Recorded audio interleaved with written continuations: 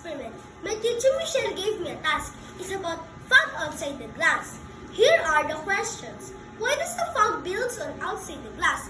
Where does the water come from? So, I prepared these materials to answer my teacher's question. I prepared water, ice, and glass. So, let me show you the procedure. First, put the ice in the glass and then pour the water. Now, let's investigate. Notice the fog outside the glass. This process is called condensation. What is condensation? Condensation is a substance that changes from gas to liquid.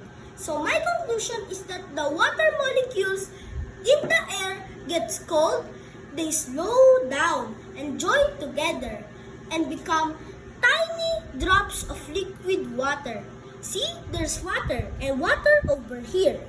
This is what happens when water molecules in the air touch the outside of the cold glass that is exposed in the air. So this is Rain H. Perez, 3SSC. Bye!